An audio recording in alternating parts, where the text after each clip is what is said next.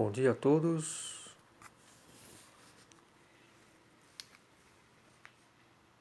Meu nome é Antônio César Domingues Edo, espiritualista,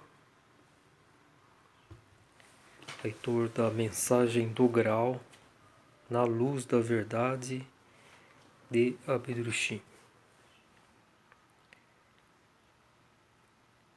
Essa obra começou a ser escrita a partir de 1923 até aproximadamente 1938. Durante uns 15 anos, em que o escritor alemão Oskar Ernst Benhardt, nascido em Bischofswerda,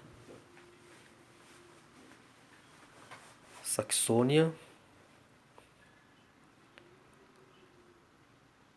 portanto um escritor alemão, e o escritor, um romancista, um dramaturgo alemão,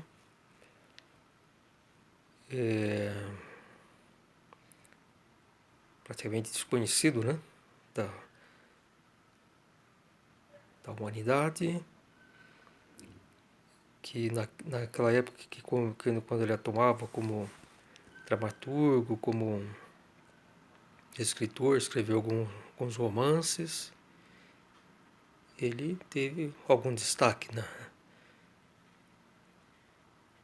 Mas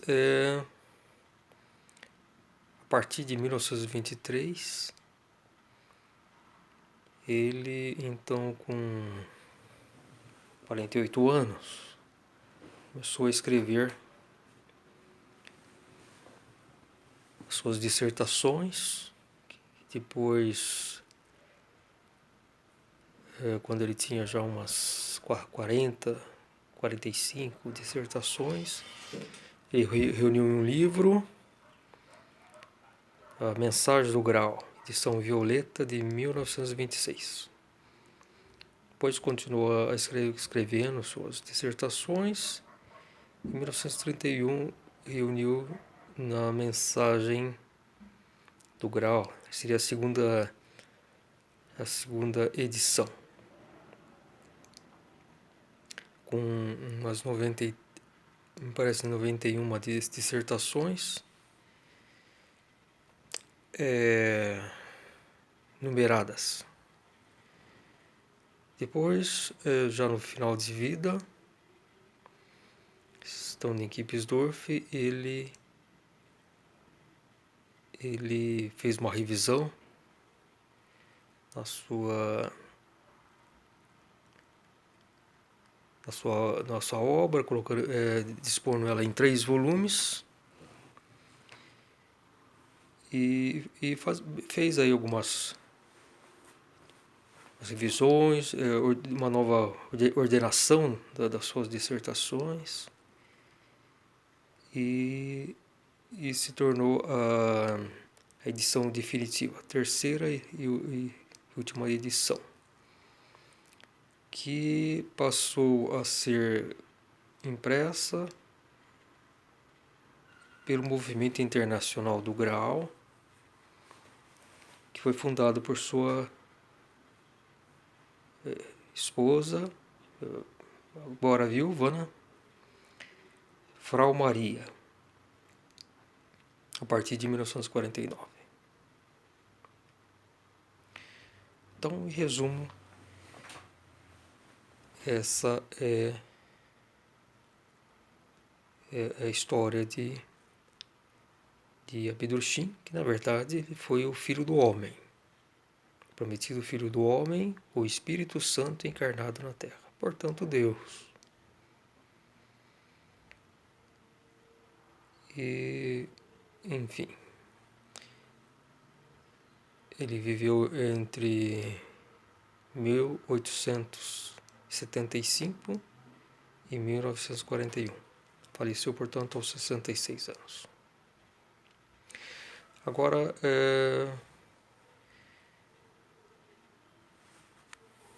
vou ler uma dissertação, volume 2. Aliás, uma página, né? Geralmente os vídeos que eu faço aqui, geralmente é de mais ou menos meia hora. E eu leio geralmente uma página tal, de uma dissertação e faço alguma reflexão. E então é isso. Estou falando aqui de Jundiaí, São Paulo, Brasil, dia 25 de maio de 2020. Tá aqui no temperatura interna 16 graus.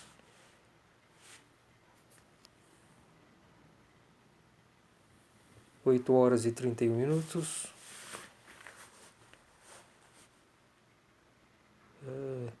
Nos últimos 3 dias aqui está passando uma frente fria, bastante vento, choveu um pouco. No ano são os dias mais frios. E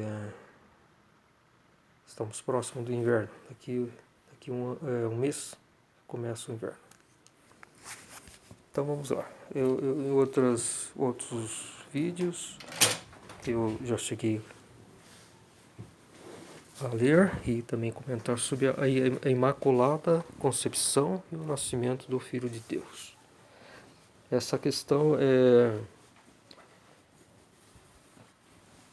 na verdade, não está bem esclarecida pela Bíblia, né?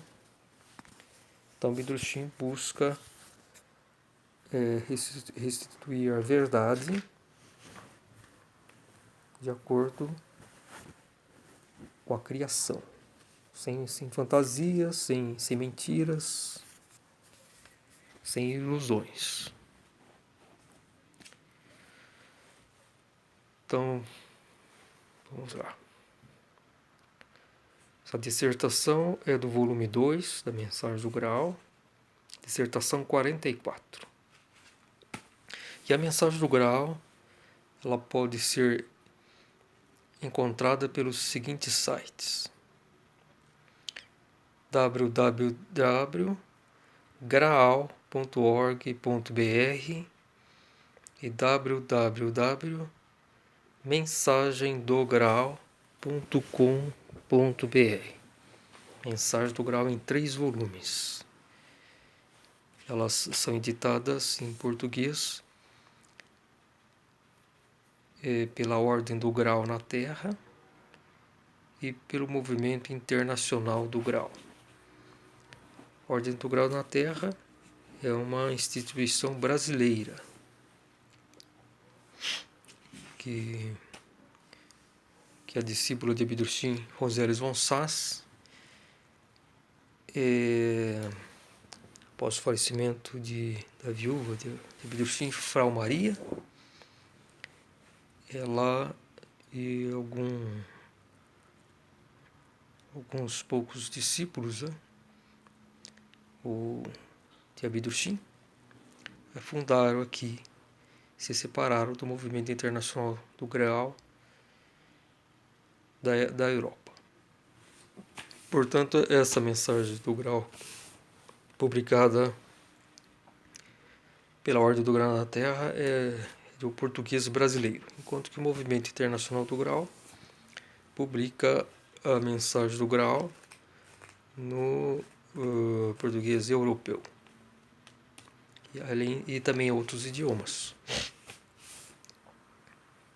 A Ordem do Graal na Terra publica somente no português brasileiro. Eu estou lendo aqui no português europeu, aqui essa mensagem do Graal. Desde 88 que eu tive primeiros contatos com a mensagem do Graal, sempre li pelo português brasileiro, né? E agora estou relendo no português europeu, que tem algumas poucas diferenças e eu acho que isso sempre acrescenta algo mais, né? Mas para os brasileiros, eu, eu recomendaria de preferência o português brasileiro, porque, enfim, eu acho que é mais, é mais fluente, enfim, tá. Mas, então vamos lá ler.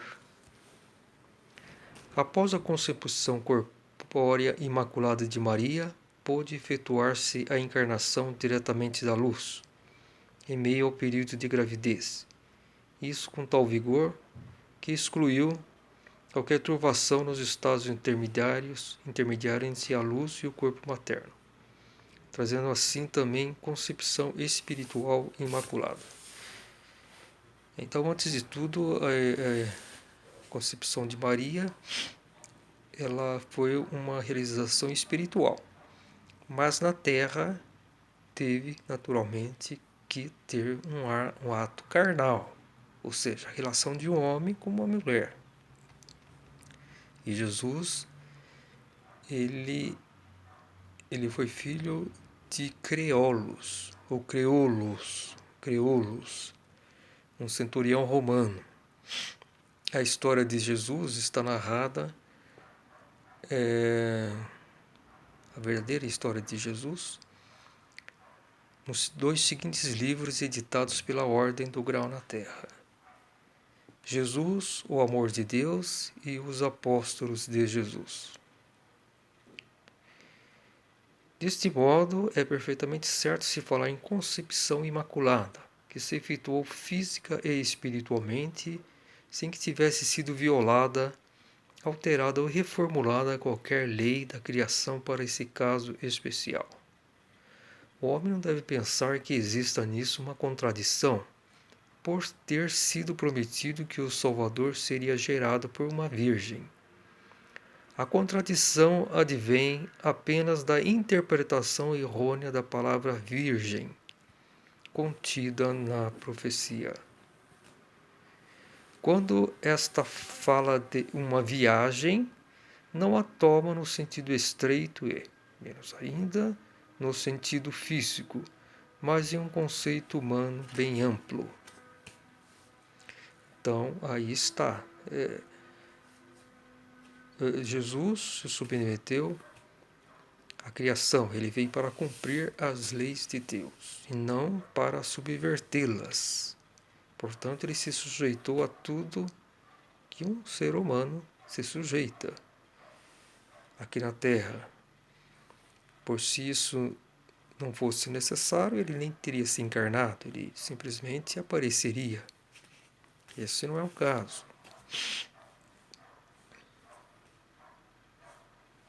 E essa questão de virgem é um conceito que as palavras muitas vezes ela perde o significado da época. Temos que lembrar que a Bíblia foi escrita há 2000 anos ou mais, né? O Velho Testamento, enfim. Então os conceitos muitos mudam, né? De uma palavra, assim, no decorrer dos séculos e milênios.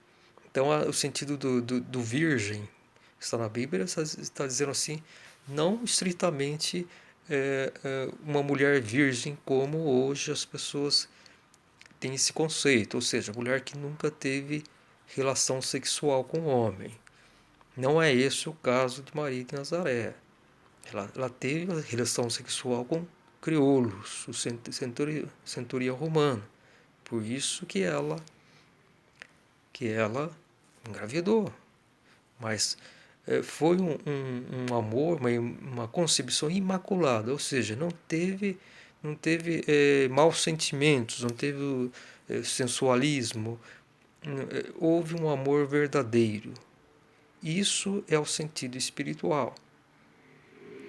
Essa questão de casamento, enfim, todas essas normas sociais, né, que isso era muito mais rigoroso em gerações passadas, hoje praticamente não existe mais isso, né? as leis, né? Hoje, uma mulher que se engravida uma mulher solteira que não tenha casado, hoje é praticamente comum. Lógico que às vezes tem, dependendo de cidades menores, enfim, fica geralmente mal vista uma mulher que, que engravidou e vamos supor no caso de Maria, vamos supor que seja algo que aconteceu, mas por uma razão ou outra é, essa mulher não se casou ou mesmo engravidou e, e, e mora com a mãe ou com os pais, enfim, e não se conhece é, o, a pessoa que gerou essa criança, né? Então, o que acontece? Hoje ainda é praticamente aceito isso. Não tem problema. As próprias leis terrenas não condenam, né? Mas naquela época era muito diferente, né? Existiam muitas outras normas religiosas, enfim. Daí, Maria, ela morava só com a mãe, ela procurou José, que era um marceneiro, procurou não. Ele na verdade, já tinha feito um pedido de casamento a ela, através da mãe de Maria, né? Desejava que Maria se casasse com José. Ela aguardava o retorno de crioulos, porém ele, ele não veio assim rapidamente. Ele estava em missão militar e estava indo em direção com seu agrupamento de soldados até Jerusalém. E provavelmente existiam muitas normas, tanto sociais, né? Na verdade, tanto das religiões judaica como lá de Roma, para que o que Cleópatra pudesse. Ele teve que se desvincular do exército para voltar para Nazaré com a finalidade de se casar com Maria. A intenção dele era levar Maria para Roma, mas ele só pôde retornar 9 meses após. E depois, Maria já nesse momento ela estava em Belém, dando a luz a Jesus. Foi isso, essa é a verdadeira história. Então ela não casou por amor. Ela tinha simpatia por José, mas ela não. Posso dizer que ela nunca amou assim verdadeiramente José. Pois ela teve outros filhos, mas com José, né? Então essa história verdadeira em relação ao nascimento de Jesus. E as anunciações, assim, os esclarecimentos, ela teve já após estar grávida, como encontro com Isabel, né?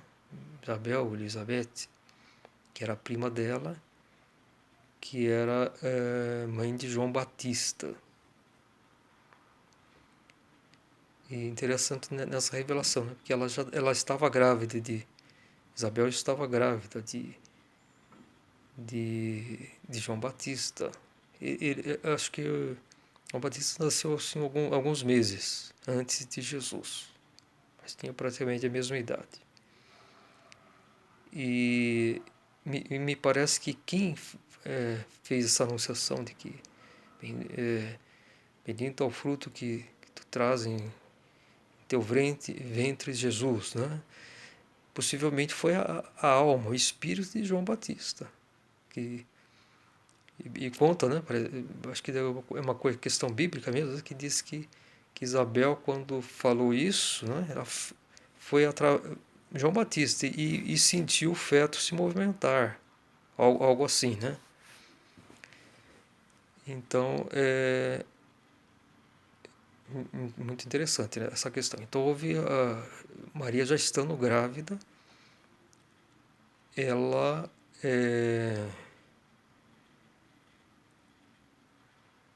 recebeu essas anunciações. Então, nesse momento, possivelmente Maria já sabia que estava grávida, mas devia estar, sei lá, nos primeiros meses, né? Possivelmente ela já sabia, mas depois ela teve a certeza, ela até ficou surpresa. Isabel, como sabes disso? Que eu não contei para ninguém, né? Ela não tinha contado nem para a mãe.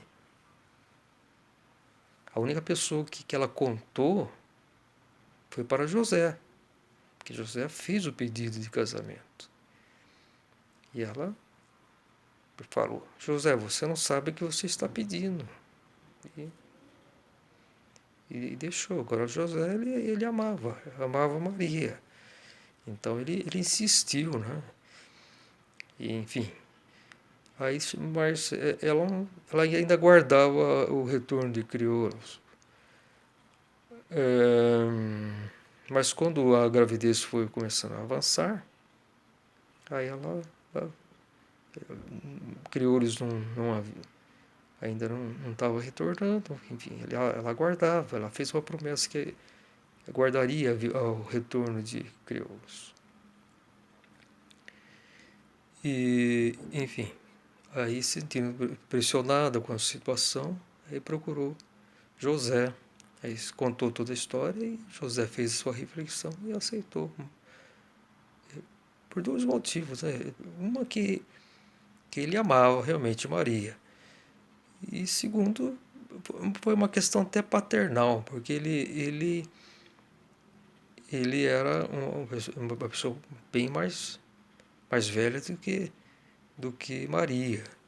Talvez ele já tivesse, Maria não devia ter mais que 20 anos e José já devia ter lá uns 40, 50 anos. O conceito estreito firmaria logo o fato de que uma gravidez e um nascimento, sem se falar na geração, já excluiriam em sentido comum a virgindade. A profecia, porém, não se refere a tais coisas. Com isso é dito que Cristo viria a nascer imprescindivelmente como o primeiro filho de uma virgem, isto é, de uma mulher que ainda não tivesse sido mãe. Nesta, todos os órgãos necessários ao desenvolvimento de um novo ser ainda estão virgens, isto é, eles nunca funcionaram antes, de modo que esse corpo ainda não gerou nenhum filho. Por ocasião de todos os primogênitos, os órgãos do corpo materno ainda são virginais. Somente isso podia ser objeto de referência em profecia tão ampla, porque toda profecia só pode se realizar em incondicional consequência das leis vigentes da criação, assim como só é enunciada com essa previsão infalível.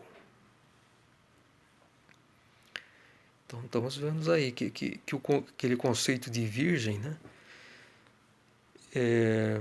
nasceu de uma virgem, naquela época não queria dizer, pelo menos suponho, prioritariamente, que se tratasse de uma mulher virgem que não tivesse tido nenhuma relação sexual, mas sim do primeiro filho, quando os órgãos reprodutores ainda não haviam funcionado, seja o ventre, o útero, enfim, todos em sentido geral. Então, é esse o conceito que existia de virgem para aquela época.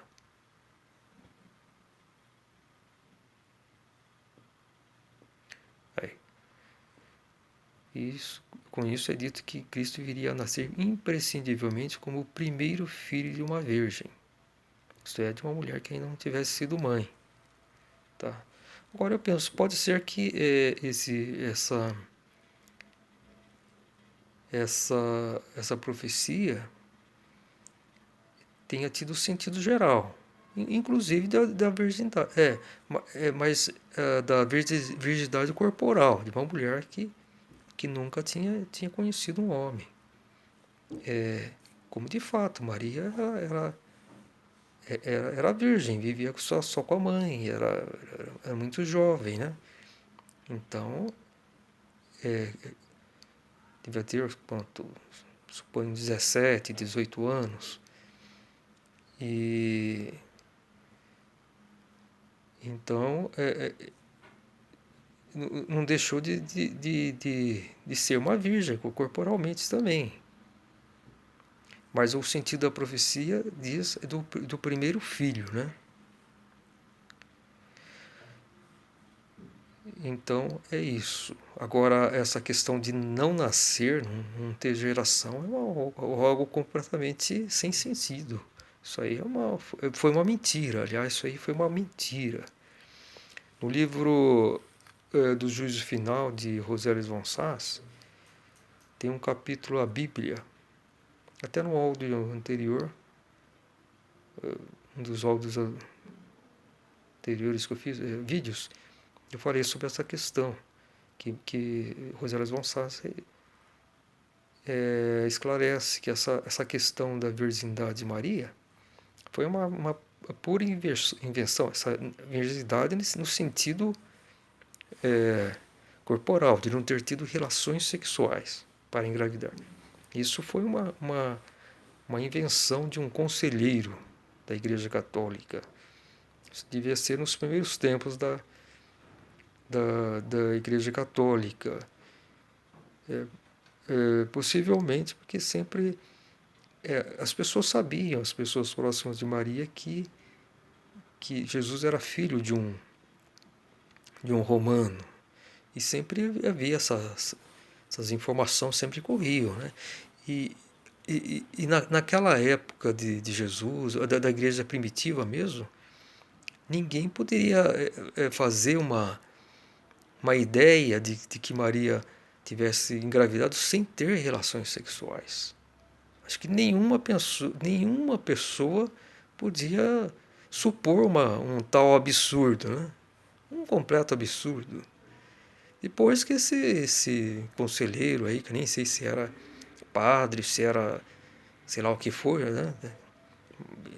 Sugeriu essa questão aí de dizer que Maria tinha engravidado pelo Espírito Santo. Não, era algo desejado pelo Espírito Santo. O Espírito Santo é Deus, o Senhor da criação.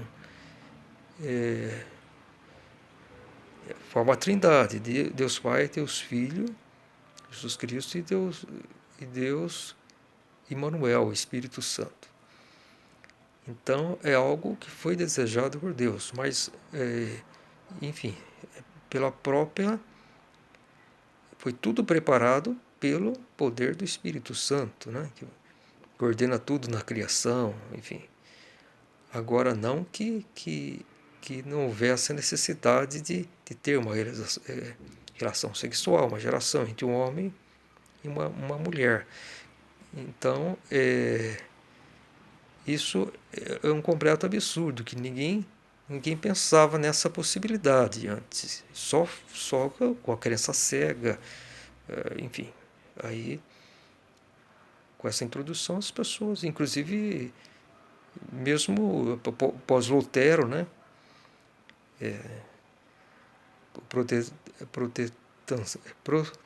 Protestantismo, né? De Lutero, que retirou muitas coisas absurdas da Igreja Católica, essa questão da santificação das pessoas, santos, enfim. Mas, possivelmente, Lutero ele era um espírito muito lúcido. Eu penso que ele certamente via o absurdo dessa questão, né? Mas isso continuou também do movimento protestante, não foi questionado e continuou perpetuando essa mentira, né? E até hoje, mesmo hoje a ciência, o desenvolvimento, acredita em coisas absurdas, tanto quanto a questão do corpo terreno de Cristo, né? que foi escondido pelos seus discípulos, né? E acham que o corpo terreno se transforma em espiritual, algo completamente fora das leis da natureza. A profecia refere-se, portanto, ao primeiro filho. Por isso é que foi feita a distinção entre virgem e mãe. Outra distinção não entra em consideração, pois os conceitos de virgem e mulher surgiram apenas das instituições estatais e sociais do casamento. Não são, de forma alguma, consideradas na profecia. Então, isso esclarece que a profecia tão ampla sobre a vinda de Jesus se referia que ele seria filho da primeira, quer dizer, do primeiro filho de uma virgem. Então, aí como foi esclarecido, o virgem se refere ao primeiro filho.